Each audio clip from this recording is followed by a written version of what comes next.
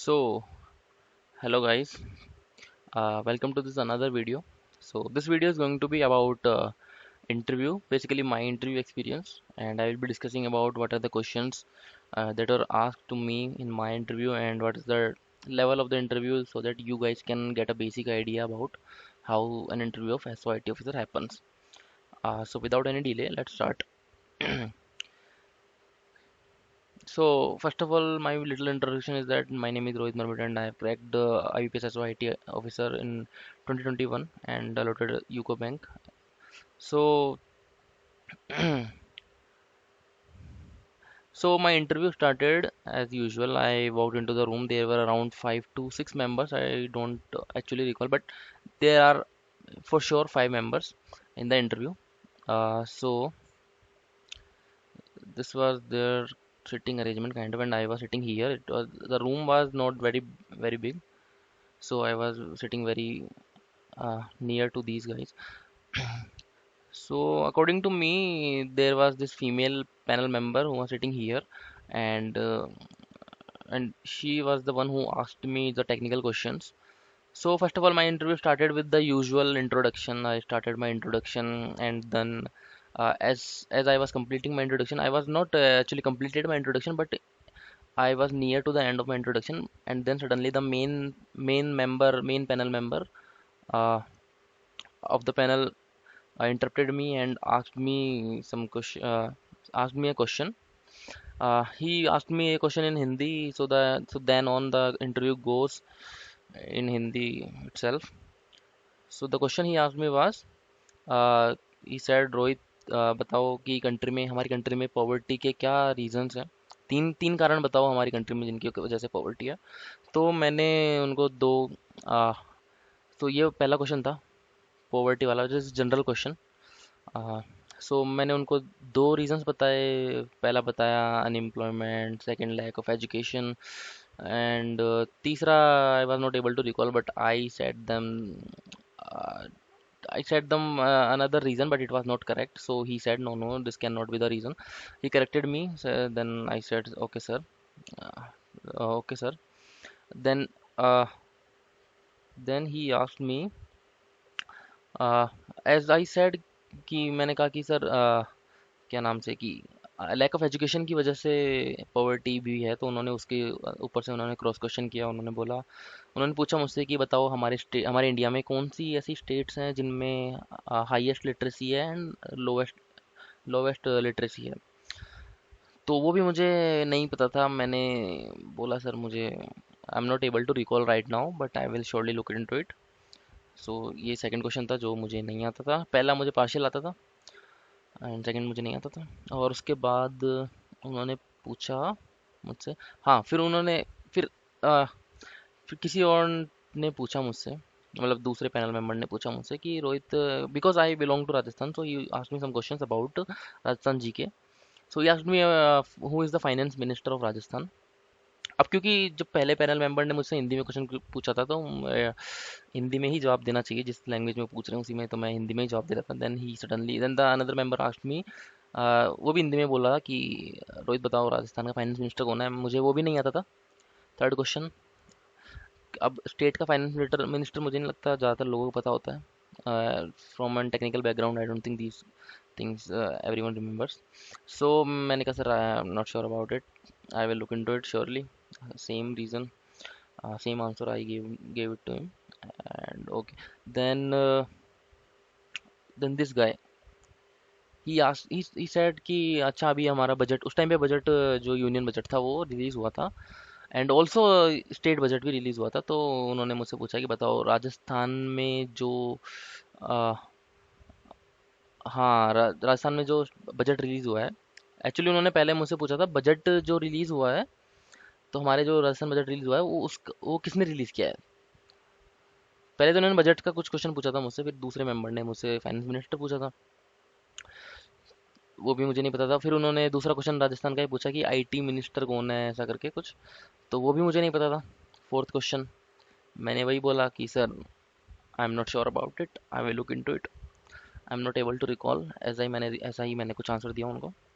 तो as you can see that 3 4 question back to back I was not able to answer, and इसके बाद इन लोगों ने पूछने के बाद यहाँ पे मैम जो बैठी थी, she started asking me technical questions. तो उन्होंने मुझसे जो टेक्निकल क्वेश्चन पूछा वो था कि बताओ, कि ही सेड कि Rohit are you familiar with Java, I said yes. तो उन्होंने पूछा कि बताओ उप्स कॉन्सेप्ट क्या है। उप्स कॉन्सेप्ट के बारे में मैंने बताया, बहुत अच्छे से मैंने आंसर दिया उनको। सेकंड क्वेश्चन उन्होंने फिर से टेक्निकल पूछा मुझसे, उन्होंने पूछा कि बताओ ऑपरेटर ओवरलोडिंग क्या होती है, फंक्शन ओवरलोडिंग, फंक्शन ओवरराइडिंग। ठीक है, तो ये बेसिक क्वेश्चन है जो सबको पता है, जो सबको आते ही होंगे। अगर कोई इस एग्जाम में बैठने जा रहा है या किसी ने भी सी एस आई टी से बीटेक की तो उनको आते ही होंगे, तो हर कोई इनको आंसर कर सकता है मेरे हिसाब से। आ, तो ये तीन चार क्वेश्चन उन्होंने पूछे जिनका मैंने बहुत अच्छे से आंसर दिया। फिर यहाँ पे मेरे ख्याल से साइकोलॉजिस्ट थे या पता नहीं कौन थे, जो भी थे, एक और पैनल मेंबर जो बैठे थे, उन्होंने मुझसे पूछा कि, क्योंकि मैं इंट्रोडक्शन में से ही वो क्वेश्चन था, हालांकि उन्होंने बहुत लेट पूछा कि बताओ आपने फैमिली बिजनेस क्यों नहीं ज्वाइन किया, आप का क्या रीज़न था। तो मैंने बोला सर मुझे पढ़ना था, मेरे पेरेंट्स चाहते थे मैं पढूं, वगैरह वगैरह। तो ये भी बेसिक क्वेश्चन था, ये भी हर कोई आंसर कर सकता है। फिर वापस इधर इधर से किसी ने मुझसे पूछा, इधर वाले पैनल से मुझसे किसी ने पूछा कि बताओ आ, ये क्या नाम से, जब हमारे जो भी डेटाबेस होता है बैंक का, अगर उधर कुछ डिजास्टर हो जाता है, जैसे डेटाबेस कहाँ स्टोर होता है पहले तो ये बताओ। तो मैंने बोला कि सर डेटाबेस एक डेटाबेस क्या बोलते हैं उसको यार, डेटाबेस वेयर हाउस, जो भी है, एक डेटाबेस लोकेशन होती है, डेटाबेस ही बोलते हैं उसको एक्चुअली। तो वहाँ पे स्टोर होता है। तो उन्होंने बोला अगर डिजास्टर की वजह से मान लो उधर आग वाग लग जाए या वो डिस्ट्रॉय हो जाए, देन इस केस में हम क्या करेंगे। नहीं नहीं, उन्होंने मुझसे एक्चुअली पूछा था कि बताओ जब बैंक का डेटा लॉस हो जाए तो हम क्या करते हैं। तो मैंने बोला सर डेटाबेस से डेटा रिकवरी करते हैं हम, सिंपली। तो उन्होंने बोला अच्छा अगर वो भी डिस्ट्रॉय हो जाए किसी हैजार्ड की वजह से, नेचुरल कैलेमिटी की वजह से, तो हम क्या करेंगे।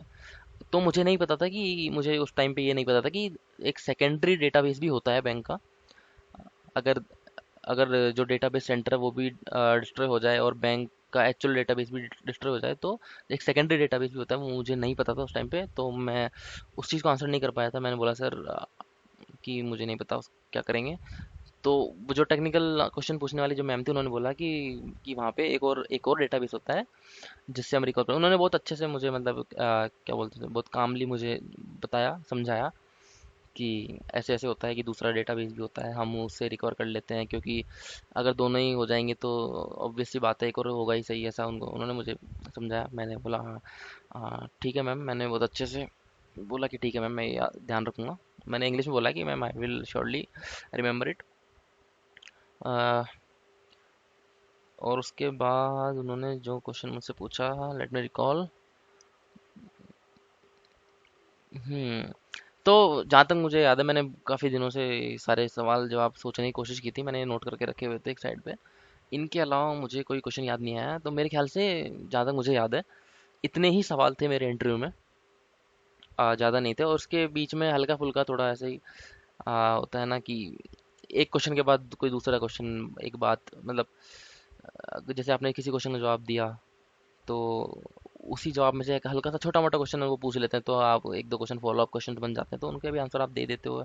नहीं भी देते हो तो कोई बात नहीं। तो मेरा कहने का पॉइंट ये है इस पूरी वीडियो में कि जैसे कि कुछ क्वेश्चंस जो होते हैं, जैसे कि टेक्निकल क्वेश्चंस, वो आपसे एक्सपेक्टेड होते हैं कि वो आपको आने ही चाहिए।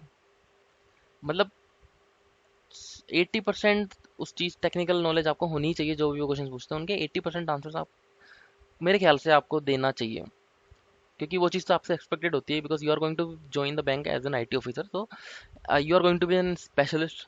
सो आपको उस फील्ड की, क्योंकि आप specialist, as a specialist work करेंगे, तो आपको उस फील्ड का आपको नॉलेज होना ही चाहिए। ये तो बहुत कॉमन सेंस वाली बात है। और दूसरी बात, वो ऐसे क्वेश्चन भी पूछते हैं बहुत कि जीके टाइप के, स्टेट जीके हो गई, या फिर बेसिक ऐसे जनरल क्वेश्चंस।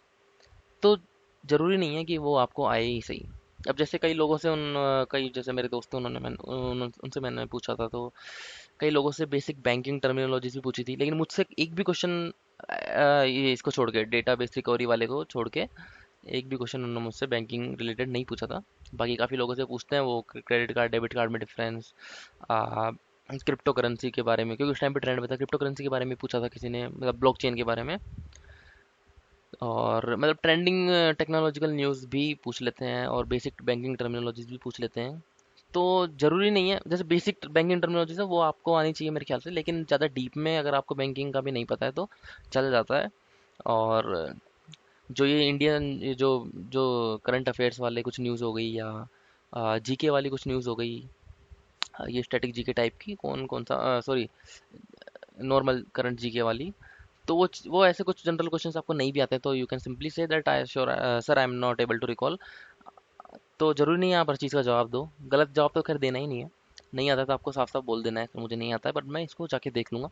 तो आपको बिल्कुल भी डरने की कोई दिक्कत नहीं है, क्योंकि मेरे शुरुआत में, यही इंटरव्यू की शुरुआत के ही टाइम में मेरे 4 5 6 सवाल ऐसे थे जो जिनके मैं जवाब नहीं दे पाया था, लेकिन आ, फिर भी ऐसा मतलब मेरा कॉन्फिडेंस वहाँ पे लूज़ नहीं हुआ था, क्योंकि मुझे पहले से पता था कि ऐसे क्वेश्चंस होंगे ज़रूर जिनके जवाब मैं नहीं दे पाऊंगा। But interview is not about actually answering the questions, it's about your behaviour, how you can handle the situations, tense situations, how you can handle yourself in these kind of situations.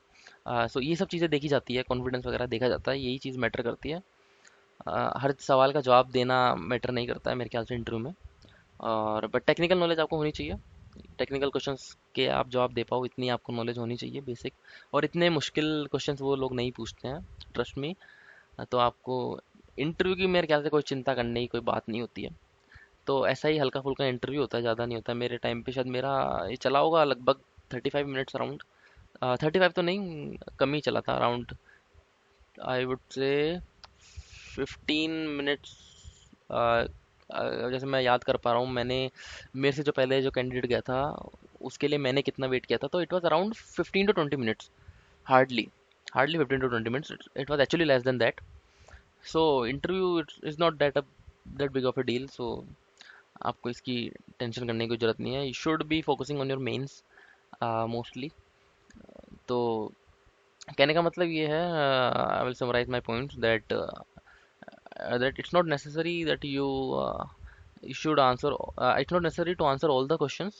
It is okay that you can say, sir, I don't know about this, but I will surely recall. But the point is that the basic technological questions you should answer them. Okay, तो इतना ही था। बाकी interview से डरने की कोई बात नहीं होती, इजी होता है इंटरव्यू। इंटरव्यू में बस आपके पास कॉन्फिडेंस होना चाहिए, ऐसा नहीं कि आप शुरू में आंसर नहीं दे पाए तो घबरा जाओ, या फिर मतलब आप बोलने में जिसको वहाँ पे अटक जाओ, ऐसा नहीं, ऐसा नहीं होना चाहिए। आपको कॉन्फिडेंस रखना चाहिए, क्योंकि वो एक नॉर्मल कन्वर्सेशन होती है। आप खुद भी सोच सकते हो एज एन इंटरव्यूअर कि आपको क्या चाहिए होगा एक कैंडिडेट के अंदर। सिंपल सी बात है यार, वो अच्छे से बात करे, अच्छे से जवाब दे, क्लियरली जवाब दे। अगर उसको आता है तो साफ साफ बोले, नहीं आता है तो साफ साफ मना कर दे। सीधी सी बात है, यही चाहिए होता है किसी को भी। तो बस यही है, यही था इस वीडियो में। इंटरव्यू के लिए आपको चिल रहना चाहिए मेरे ख्याल से। इंटरव्यू के लिए मुझे नहीं लगता किसी को कुछ पढ़ने की ज़रूरत होती है।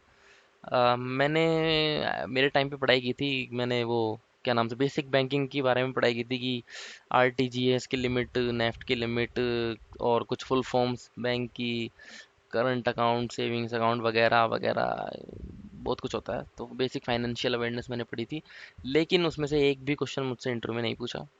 और जिनका मैंने सुना है, मतलब वो अगर नहीं भी दे पाओ जवाब तो कोई दिक्कत नहीं है, बट ये सब मैंने पढ़ा था और मुझसे ऐसा कोई क्वेश्चन पूछा नहीं था उन्होंने। तो अब आप आइडिया ले सकते हो आपको क्या पढ़ना चाहिए। मेरे ख्याल से आपको ज़्यादा कुछ पढ़ने की जरूरत नहीं है, बट आपका ये बेसिक ऐसे ये टेक्निकल क्वेश्चंस के आप जवाब दे पाओ, इतना आपको पढ़ना है, उतना काफ़ी है मेरे ख्याल से। और अच्छे से कॉन्फिडेंस रखोगे तो आ जाएंगे अच्छे मार्क्स यार, मेरे भी आ गए थे अराउंड 15, 15/20 आ गए थे।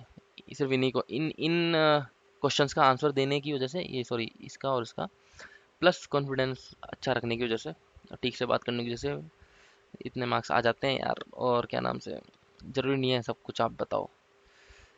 तो बस चिल रहो, मेंस की तैयारी अच्छे से करो, और प्री की तो खैर करनी है ही, प्री तो खैर अच्छे से करनी है ही। बाकी मेंस पे मैटर करता है सब कुछ, फाइनल मेरिट मेंस भी डिसाइड करता है। इंटर में एवरेज सबके 11 12 तो आ ही जाते हैं, तो इतने ही लेके चलो। बाकी यही था। So thank you guys and happy Diwali to everyone. I am making this video in night, recording this video at night, so good night, take care, and again I wish you all the best for your exam. So bye.